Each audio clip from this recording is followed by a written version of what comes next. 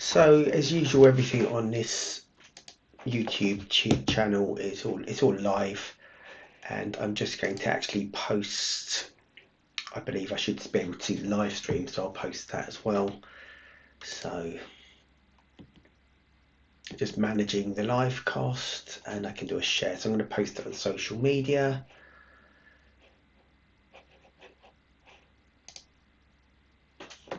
Just post it straight out as it is. Python coding, and I'll put a little hashtag on it as well. And Python programming. Two common hashtags.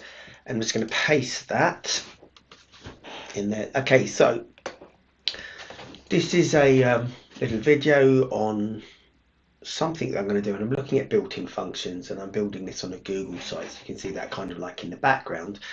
And actually what I was looking at, so I've been doing this for the last hour or so, but I'm actually going to just do this live.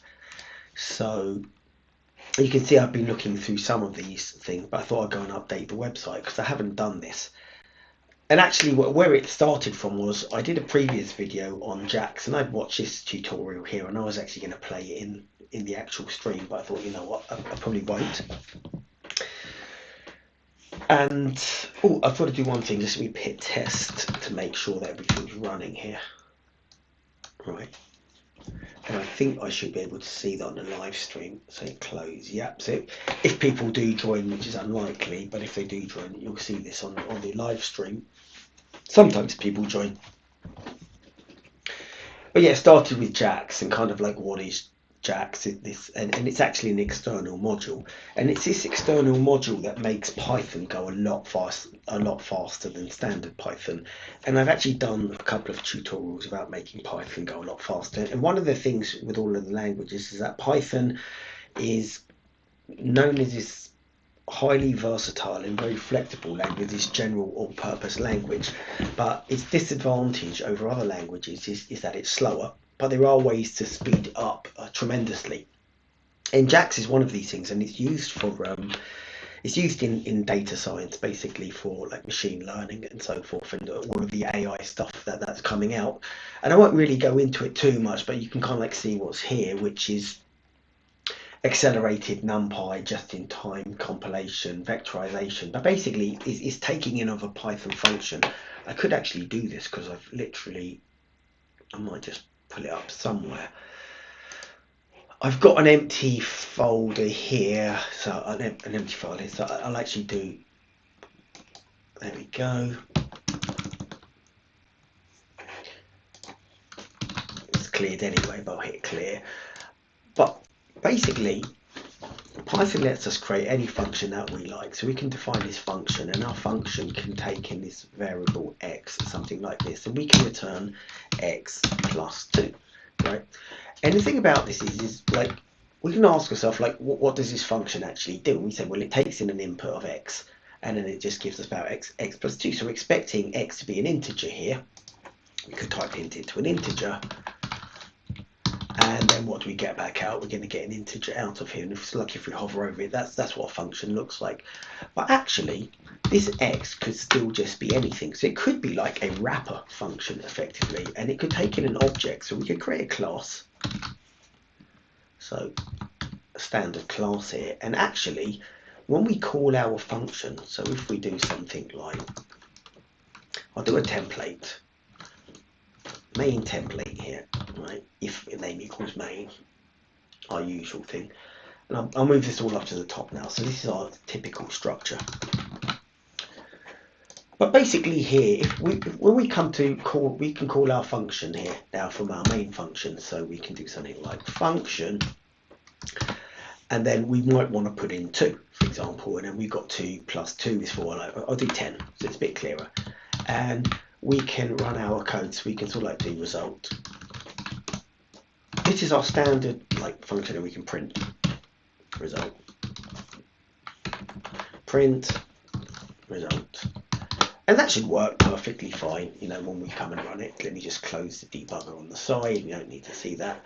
But down below we see it all running, and and we see the number 12 that comes out of here. So great, fantastic, that's all good. So what we passed in here was an integer. We kind of like knew that this was an integer, but it didn't have to be. We can actually pass in here a my class, right? And then we can begin to do things. But now it's not going to work. We can't do print. Well, we could, I guess, do just print my class. So I don't think it will throw. Well, actually, it might. Since we're not running anything inside of it, it might still actually work because it's just going to be the name of a class. No, okay, fine. It's not, because it's doing function my class and it's trying to, I presume, yeah, here we go. It's going to try to add the type and the integer. So like the my class doesn't add up with an integer, so it wouldn't actually work. If we just did return, I guess, we just did return and didn't do anything else. If we hit F5 now, I think it would run and it would just probably give us the yeah, there we go. I thought it'd give us the memory space, like, you know, some sort of memory space where it's located, but actually didn't. It returned us none because our class would return none. But the point is that we can pass anything into our function, and here X is now a class. So if we go print inside here, well, not here. Actually, it was in our function, yeah. So print X or type of X, right.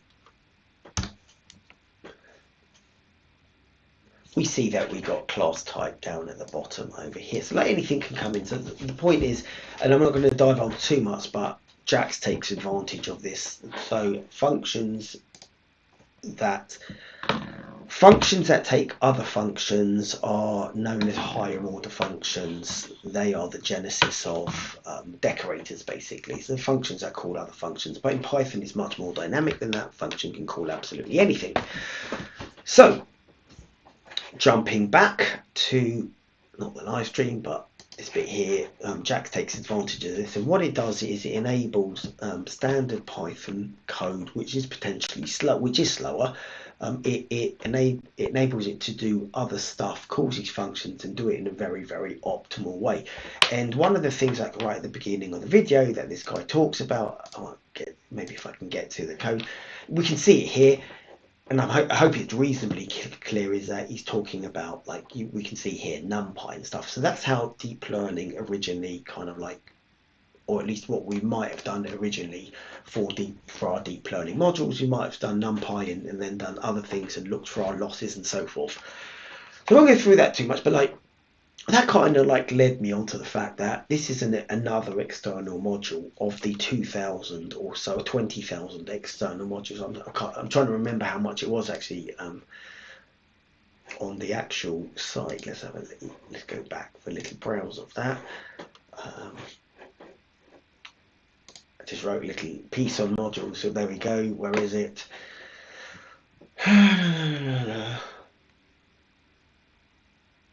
Oh yeah, 200,000 modules. That's how many modules there actually are. So let's just pull that back. So there's 200,000 modules, external modules, and then there's about 300 or so built-in modules, and it's kind of like writing about those. And Jax is one of these external modules. But before we get to Jax, we've got numpy. A lot of things are built off numpy. It is actually an internal module with in some package. I think in the Anaconda installation, it's actually a built-in package, which is numpy. But it's an external module otherwise. And it's the reason I mention that is, I'm sure at some point it's going to become a built-in module because it's just used basically all the time. But anyway, we divulged there. Let's just go back to the actual docs, or at least what I wanted to get to, which is I'm talking about. I was going to jump in. So you've got these 300 built-in modules and these, 200,000 external modules, and there's more external modules than there are words in the English dictionary. So you're never going to be able to learn them all, not in the depths that there are. We're standing on the shoulders of giants, basically. But what I thought is I might look at some of these internal modules. And I was browsing down, and we can see most of, I think, if not all of the internal modules, because this is from the the latest installation, the latest version of Python, which is 3.114. And let's get rid of that sidebar because we don't think we need it there. But we can see all of these modules, and I was kind of like browsing through, and there was one that I clicked on that I highlighted. So I thought I'm going to go and look at this in live, in real time, sort of like this is a built-in module. We kind of like should know how it works, but let's just go and have a look at how the Python debugger for interactive interpreters works. So I'm going to click on it and kind of like go to it. I sort of like clicked on it before, and I've literally not even really read. I don't even think I've read this full paragraph, so I'll probably read that and have a look. But we'll try and implement it and just see what it does. And we're going to try and literally implement it straight into our Python over here.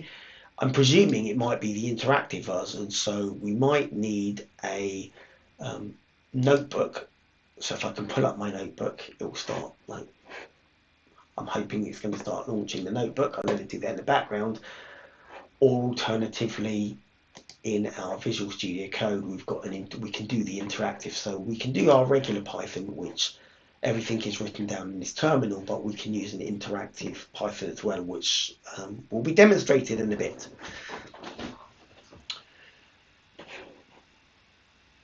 So I'm just going to go back onto Twitter just to make sure that I'll do a retweet of everything just to say that it's all started.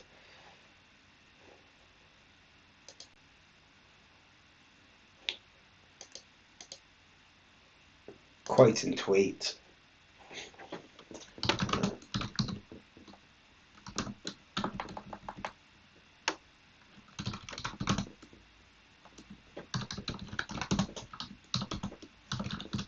Python session has started. There we go.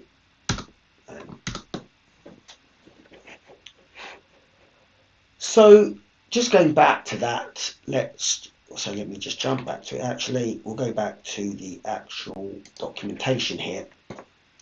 So the Python debugger, and notice actually when I did run initially what I ran, so sorry to jump forward and backwards, but when I ran everything, like initially, it runs in the debugger and we can get our, various things up there. And so I could have put a breakpoint, say for example, here on this print statement.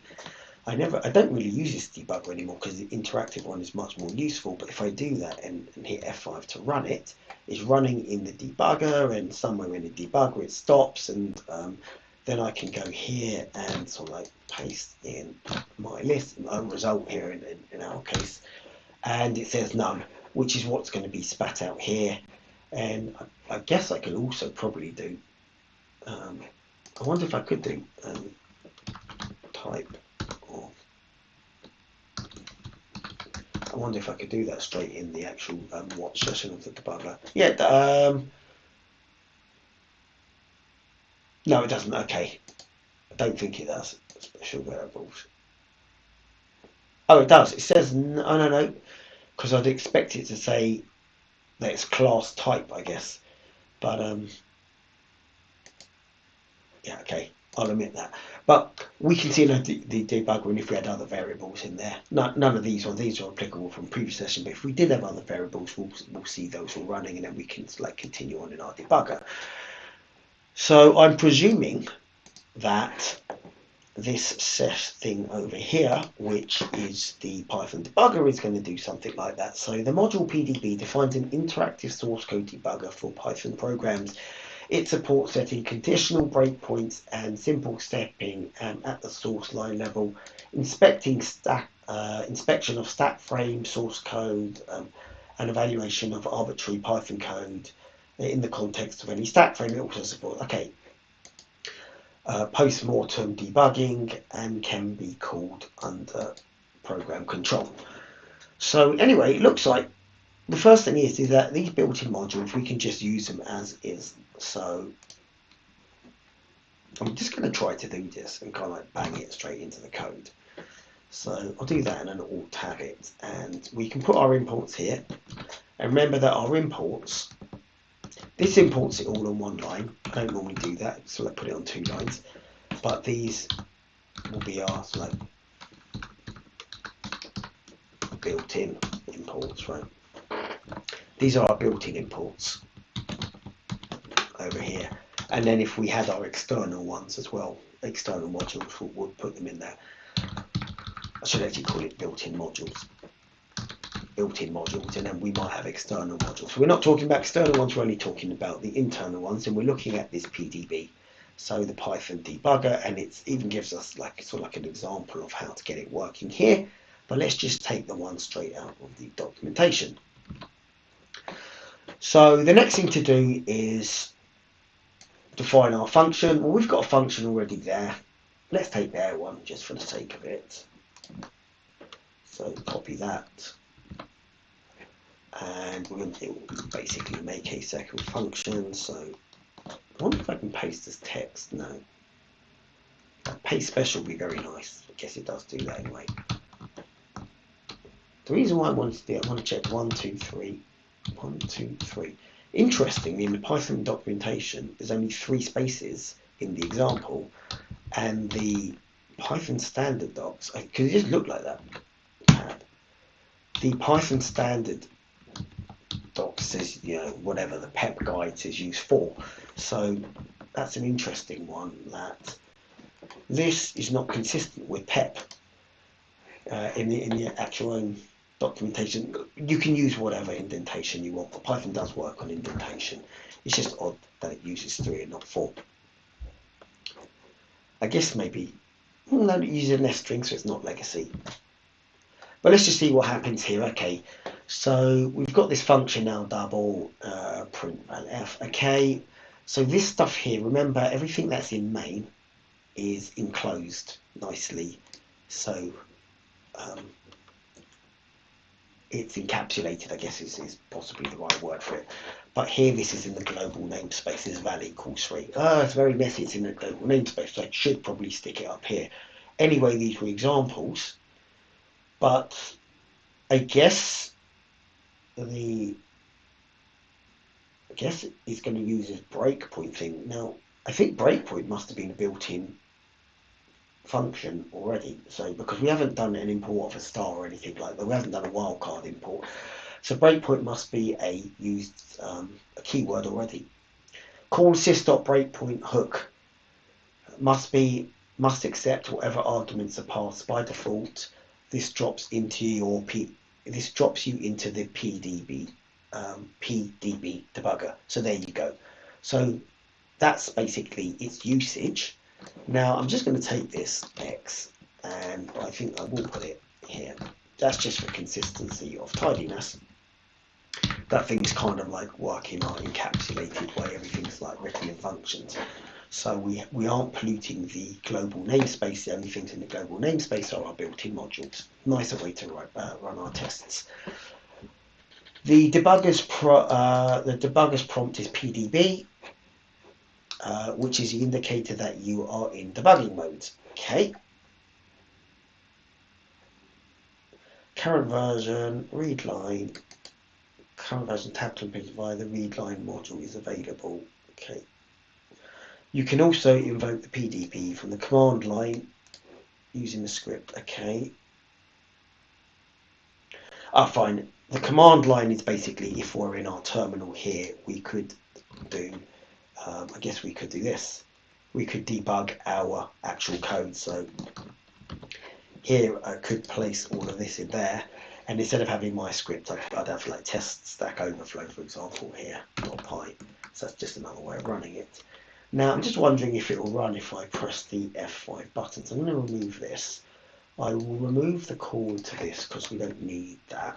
That was just our sort of like talk about example. And now I presume that when we call this function on line 14, this double, we see that this one on line 18 gets highlighted. It then calls a function and then it invokes a breakpoint. So I presume a breakpoint occurs at that point in time. So I'm going to run it 2 ways. I'm going to hit F5 and that's going to run it in the terminal down below. And I'm going to do control return to run it in the interactive if nothing happens.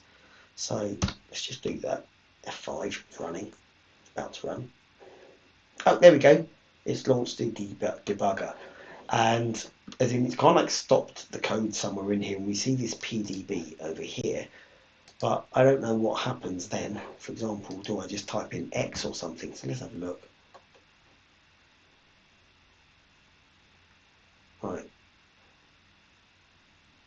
I wonder if I typed in X. It says here string 1 module something.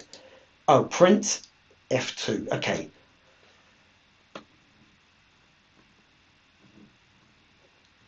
And F2 is that. Okay, interesting.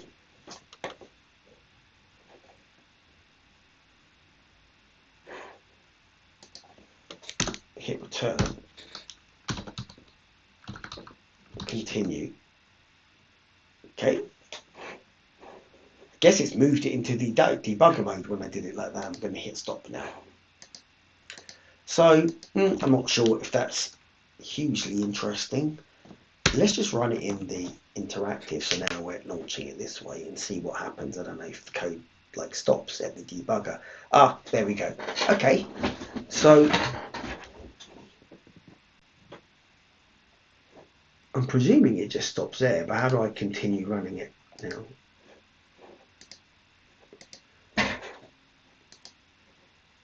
I've got no idea.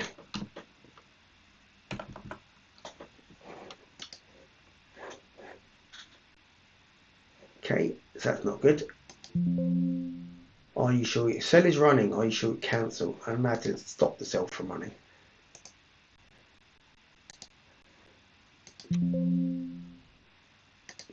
There we go. I've killed the terminal. That's probably not the greatest thing to do. So I might have to comment this one out. I'm not sure. I don't like this debugging thing now. I've never actually used it before. So this is all live. Let's have a look. Typical usage. Typical usage into okay. Inspect a crashed program. 0 division error. Set trace. Okay, it's being used on Django. I think that's basically pretty much it. So it's kind of like we got to this bit, but I didn't get to see much else. So I don't know. I've not used this debugger. I prefer if I did have an error message. So maybe that's probably why I don't use it. So, oh, press enter here. So something actually was there. Let's just give it one more shot. I just saw that something popped up at the top. That's all. It's connecting to the kernel again. IDB. Press enter to confirm or escape to cancel. Okay. It doesn't seem to be doing anything. Hello. Okay, name hello is not defined. Okay, fine. So it's offering something, X. X is not defined. Set trace. I wonder if double. Double is not defined. It's probably looking for things in the global namespace, which I've moved everything into the local namespaces because this is in the main module. Val. It'll probably say, you can say val is not defined. Val. There we go. Okay, val is not defined yet. There we go. Okay. So wasn't very helpful in particular. Didn't add. Do you want to delete it? Delete. Delete. There we go. Okay, fine. So that wasn't the most useful. The reality is if I was debugging this code, and that's the thing about this, I probably wouldn't use this issue, which is why. Some of these things, by the way, and one of the things that I was writing about was, if we go here, I wonder if I can do a zoom in on this, or view published sites. I wonder if I can view it there. No, okay, fine, links. Okay, I might have to do a publish then. Let's go back on that one and do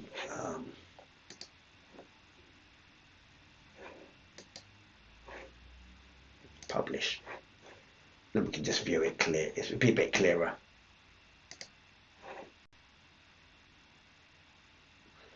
And then view published site, because then I can zoom in. But basically here on this little piece, I mean, continuously evolving ecosystem changes, right? So some packages are added, and we got 300 modules, and I think in the previous versions when I was looking at it from somewhere, I did have it written down, or like I took this from somewhere, but number of Python packages, that was the external packages, not the built-in ones. But basically in the earlier versions, in fact, I think I've got it in the Claude AI over here.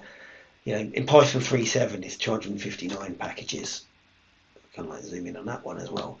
259, Python 3.8, you know, 280. Now we've got 310 modules, you know, so maybe the modules are going up and up. But, you know, one thing that we can see from the documentation, if we can go back to it, wherever it was, back here, is that some of these get made. I'm not saying that this one will, just because I don't find it useful or it didn't work here, but some of them become depreciated. So this one here, CGI, helpers for running Python scripts via the community gateway. That's depreciated. I wonder how many times the word depreciated actually comes up. Control F, depreciated. Oh, loads, right? Chunk. That's an interesting one because we do a lot of chunking for various different things. Async chat, async core. So like sometimes you've learned some of this stuff. Audio repeat, okay. But basically 24 of the 300 modules are depreciated. There's 309 modules. Let's do the actual calculation. It's basically 309 minus 24. That's how many, it'd be 285 modules. So things come in and things go out, basically. So it's not to say that that won't be depreciated, but, you know, the users find certain things useful and certain things less useful. But one of the things that I find useful, which probably replaces this PDB, is if I was going to run the code, it's all like saw it here, but I won't use this breakpoint. I'll just put / here. But basically, if I was going to run the code, I would probably do, well, I'll do it in little chunks for a start, but basically I'll run it in the interactive session. And this is why the interactive session, I'd actually probably even go as far as, am I still using it? I wonder, because I probably didn't, I wonder if it's because I didn't hit return. Okay, I might have to break that one out again. Go away, go, or delete, hit return. Okay, that's disappeared, get rid of that. And Control S, so that when we run it, we don't invoke this breakpoint thing. So Control run, and now run through the code. But basically, we get to run through our code. But we can run little chunks of this code. Oh, probably because I've just done this set trace over there. Yeah, it is because I've done the set trace on line 6. So I don't want this. It's really annoying me now. Get rid of that because I have to break out of it again. Or press escape to cancel one of them. So let's just do that. No, if I keep hitting escape, it's kind of like locks me in. That's really annoying. Stop. Stop. Delete. One more time. This is all live. So now hit return. That will go. Get rid of that. So we kind of commented it out this time. Finally, it'll run. I'm not using this breakpoint thing either. But when we run, we get this 3 + 2 = 6, and it's run a piece of code for us. But if I wanted to like run another piece of code kind of like separately or on its own or something else, you know, I could even do it here, but I can run my little snippets of code here. So print, I can already use the interactive Python. So I've got a debugger on the side, and I've got this interactive thing over here, and then I've got a Jupyter notebook over here. So there's 3 different ways. So that's probably why I've never used it, but it'd be interesting to see, because anyone that's watched this, maybe there is a use case as to why somebody might use it. So over here I might print hello world, and I can run this piece of code like in a section on its own, and it runs perfectly fine.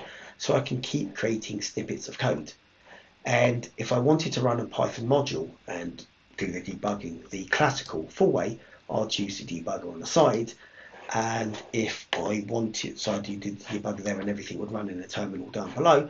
And if I wanted to run things interactively, so like to inspect them, I could run it interactively in the sidebar over here and keep on adding extra modules. So we can see like why that's kind of like, I guess, at least that version of debugging, it's got a lower use case. But I'd be interested to see if anyone's got a comment on that at all in any way, as to when might we use this, the import PDB and then do PDB set trace. I'm not going to run it again, but when might we use those? So interesting. I usually only use either the terminal or the Jupyter because otherwise it occupies too much screen space. But that's really it. So that's basically, this little live cast was on import PDB. I didn't find this one useful. There's way more there's clearly, well, at least, sorry, just because I don't find it useful, there's way more useful modules personally that I find than this one. So I'm going to end this live cast here because that's kind of like the end of PDB. The docs are all available kind of like on this page, and so like, and these are all of them. But I'm actually going to go through some of the other ones. And actually, one thing that would be interesting is if there's a module that, of these, like, I guess roughly 300, because I'm not going to count them, but if there's a module here that is of interest, because I will go through some of them, because some of them do look quite interesting, like Shed, general purpose scheduler. I've used a time module, but I've never used a scheduler module. Can you? Oh, I think I have actually used it. Sorry, take that back. But is there any module that you can't like, or something that you want to do that we could potentially do with the built-in modules? And there's 300 of them, so there's a lot of capability already before we start looking at the external modules. So I'm going to be writing about some of those. I'm going to put them into the actual website that's being built, and so I'm talking about these built-in modules here, and I will be talking about the external modules, but there's no way for the external modules that I'll be able to touch all 200,000 of them. And I can't like mention it's all like down there, but basically, so we've got these 300 internal modules, which is already more than enough, and we've got these 200,000 external ones, and that's more than words in the English dictionary. And there's 50,000 obsolete words, out of the couple of 100,000 words in a dictionary, and it's probably, I'm not saying that a quarter of the Python modules are obsolete, but there'll be a lot of test modules and things that people have uploaded to the Python PyPy, the Python pip manager. So there will be a lot of junk, and part of what I will do for the external modules when we get to it is like navigate the junk. I'm going to say that this inbuilt one is less junky. There's a lot of stuff in the inbuilt modules that are definitely like used pretty much all of the time, which is why they are the inbuilt ones and shipped in. Which is also why I'm surprised that numpy, pandas, and matplotlib, which get used a hell of a lot in Python, aren't in the core Python, where they do come, I think, with Anaconda, which is a data science one, and maybe that's the explanation. It's just pure core Python. But yeah, there's 300 modules here to go through. So there's like a statistics one here. So there's basic statistics, but if you want like other statistics, there's other statistics modules to go through, and you might use pandas or something else for your other statistics, and that's not here. So that's interesting. Anyway, I'm going to sign off. So if you like this, I'm not even call it a video, like I guess if you like this live stream, kind of like hit the like button and the follow button and all the rest of it. And even if you don't like it, like button, follow button. It'd be interesting to see if there's any comments and what your comments are on any of these modules or how it's done, or even if you actually use PDB, the Python debugger, for interactive interpreters yourself, because I wasn't really massively able to use it. So I call it a part fail on an inbuilt module.